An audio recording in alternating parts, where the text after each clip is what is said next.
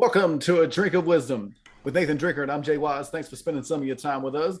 As a reminder to all our listeners, we're on Anchor, we're on Apple, we're on Spotify, we're on so many different podcasting platforms. And if you're looking for us in the video format, you can find us at the A Drink of Wisdom YouTube channel and streaming live on the Colorcast app.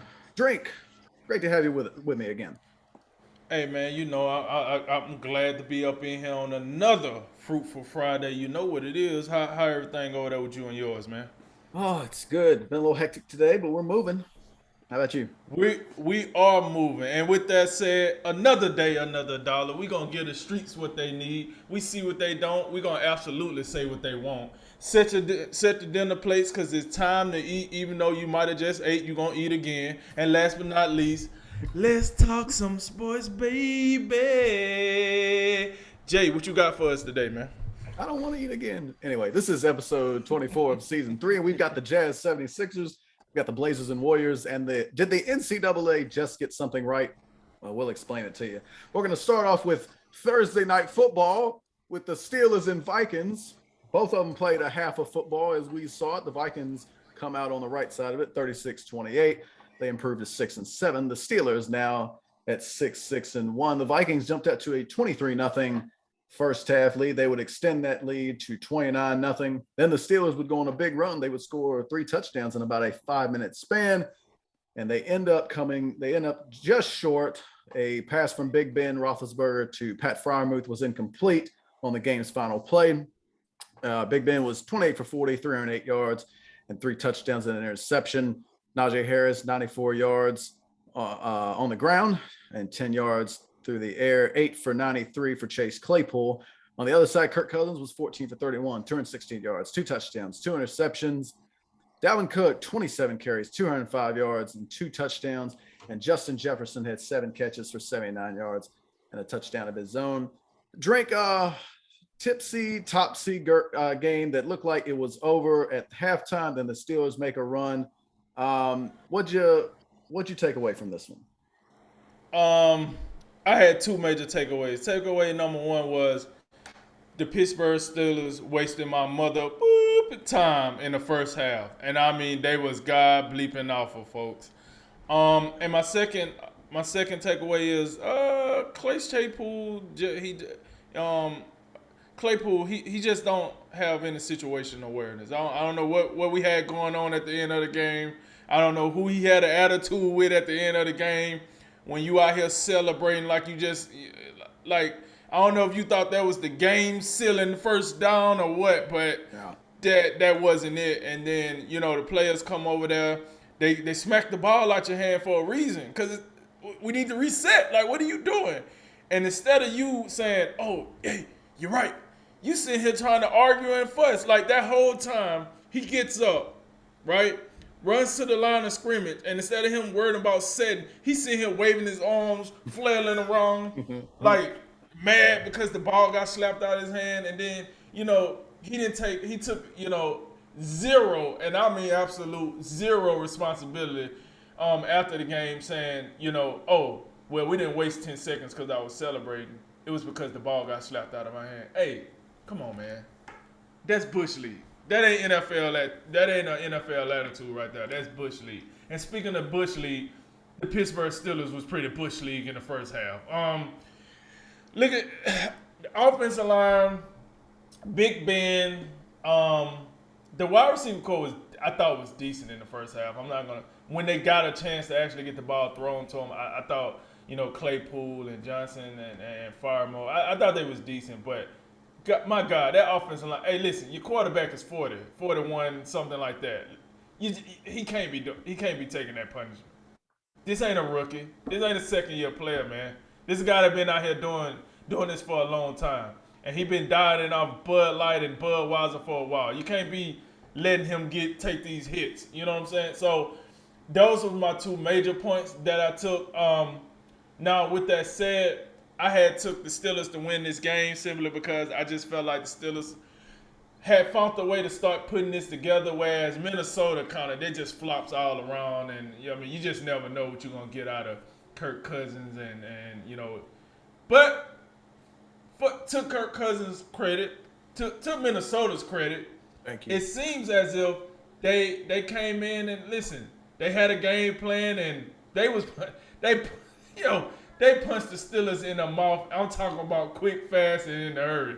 All you seen was a whole bunch of Dalvin Cook and Justin Jefferson in the mix really, really quick. And it seemed like that vaunted, Pittsburgh defense. We like to give them credit. T.J. Watt, Minka Fitzpatrick, and so on and so on. We got a lot of all pros on that defense. I don't know what we doing here. I don't know why Dalvin Cook out here looking like he about to have a career day. The way he was looking at by halftime, it was looking like a career day was coming, folks. And then you got Justin Jefferson. I mean, he was only, the offensive rookie of the year. So I don't know how we don't know who the hell he is. But I guess he was just going to be cooking foods like we whipped the grill out on the 4th of July. Hey, I like steak and chicken, So I looked at that. It seemed like Pittsburgh they just wasn't bought in the first half anyway. It was in the first half. Now, here's what we do know. And you said this, Mike Tomlin never had a losing season since he's been the head coach. And Mike Tomlin is a player coach. We did see at the end of the first half, I think the very last possession when they was trying to make a move, Big Ben was pretty frustrated. And Troy Aikman pretty much iterated. He was pretty frustrated. And he Troy Aikman saying, listen, I know how that feels, man, to be out there and you just feel like you by yourself and you feel like it's a whole bunch. You're taking a whole bunch of damage for no reason. And Big Ben let Mike Tomlin hear it. I mean, he rode him for a little bit. Credit to Mike Tomlin.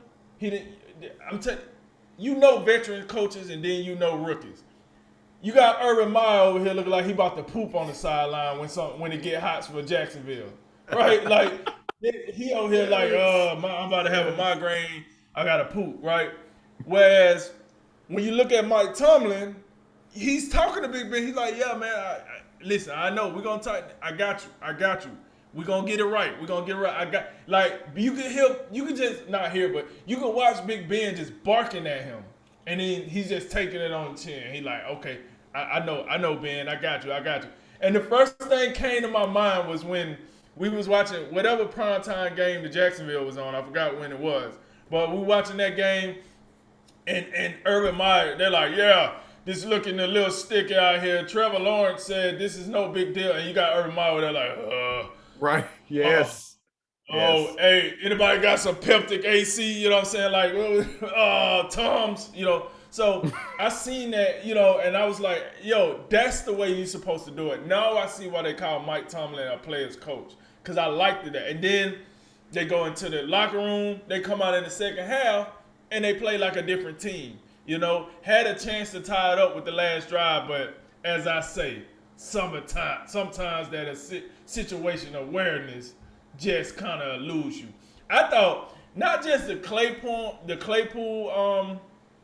mistake, but I just thought in general, I didn't really like how Pittsburgh, they sense of urgency or just like their mechanics on that last drive. I just thought a Big Ben-led offense, him being a veteran, Tomlin being a veteran, I don't know. I just thought they would have went down the field a lot smoother than that. Or even though you had to work for it, still, I just thought you would have, did it in a better motion. Either way, they came back. So, like I said, I give the Vikings their flowers, but this don't move the needle for me as far as the Vikings. If anything, it moves the needle for Dalvin Cook and Justin Jefferson. But it don't really move the needle as far as the Vikings go. I think they still that low to, average middling NFC team right now. But kudos to them. Good win for them. And Pittsburgh, man, like, listen, we talked about this on the show last. I want to say probably the last show. Pittsburgh got a chance to make the playoffs, but they got to win these type of games. Like, come on, you could. This was a very winnable game for you, Pittsburgh. These are the games you got to win if you want to get in the playoffs. But hey, if you want to be on the outside looking in, keep playing like that. Keep falling asleep at the wheel like you did. So those was my big takeaways. What say you? Did you refer to the Steelers as Bush League? Is that what you said? No, I said the first half play was Bush League, not okay. The team. But the first half play was very Bush League. Drink, I would agree with you on that, but then I'd have to apologize to bushes and leagues everywhere. That's an insult to bushes and leagues. The Yeah. Steelers, I can't remember the last time I've seen a half of football played by one team in which they were that awful. I really can't, especially coming from a team who, not that the Steelers, Steelers, they look like they're a playoff team one week, and the next week we don't know. They somewhere in the middle. Their record is about right, 6-6-1, just hella average in every way. But then on the other side, this is the type of game to me. If you're Mike Tomlin and Mike Zimmer, this is a classic game where neither coach is happy when they come. The next time they in the team facility, they are giving their team the business. Mike Tomlin, because his team just didn't even bother in the first half. And then Mike Zimmer for his team after building a 29-0 lead, almost blowing it. So this is a classic game where there's no way, like obviously Mike Zimmer is like, whew, well, at least we bounced back quickly from losing to the Lions. We got that off our back real quick. But neither coach can be happy. This is the type of game where you look at both teams and you just say, neither you just are all that good. At this point, I don't expect a lot from either team. Can both teams make the playoffs? I think that's conceivable. But man, the Steelers were just. You said the receivers played well or weren't bad in the first half. Maybe that's true. But when you're down 23-0 and just everything. I think the biggest thing offensively, the problem was they couldn't block the Vikings. The Vikings were just up there with these exotic pressures, and just every time you turn around, they got a free rusher right in Big Ben's face, and he's going down. That offensive line, which we've been trying to compliment them a little bit, talk about, they starting to gel a little bit. Well, they took a step back in this. There can be no ifs, ands, or buts about that. And then defensively, Kirk Cousins, like he didn't do a whole lot in this game. I don't think Kirk Cousins even played that well. The QBR, they got him at a 22.8 QBR drink. That's pretty awful. And I thought like Justin Jefferson had a nice game.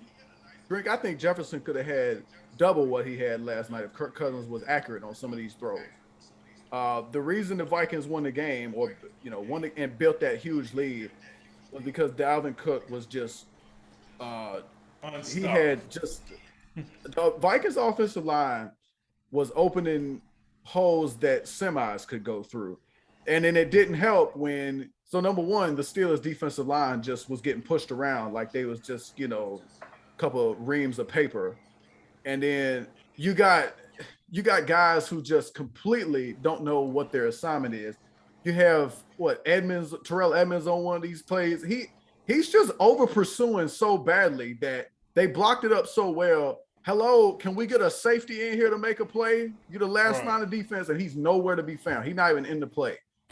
So it was atrocious on every way. I saw Mike Tomlin on the sideline after one of the touchdowns. He just said, "Wow, man," you could read his lips, like just incredulous for a team coming up. And I get that there could be some reason for it. I know they just had a pretty emotional win against Baltimore on Sunday. I'm sure that game took a lot out of them. Short week on the road. I get all that.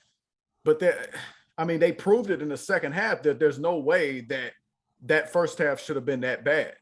So, for Pittsburgh, this really hurts because when you look at their schedule, you got Tennessee, then you go to Kansas City, then you finish up at home against Cleveland and at Baltimore. So, I don't think it gets much tougher than that. And I don't know, at this point, I'd say you have to win 3 of those to get in. You win 3 of those, you're 9-7-1, and that still might not do it. Looking at how competitive the AFC is with so many teams at 500 or above, I don't think 500 gets you in. So, it's obviously it's never, you never want to count Mike Tomlin and the Steelers out, but this is one that hurts. And I'll tell you another thing about this. I didn't think the offensive play call was all that good. Like, I don't know if there's a worse team in this league on like 3rd and 1. Like the Steelers, it's 3rd and 1. Hey, Daji, can you get us a yard? Yeah, I got you. Hey, but you guys, hey, don't forget, guys, up here, you got to block. They didn't block them on like multiple 3rd and 1s. Then you have, the one play, the Steelers were really hot in the second half, and it was the drive. I think they had scored 3 straight touchdowns in like 5 minutes.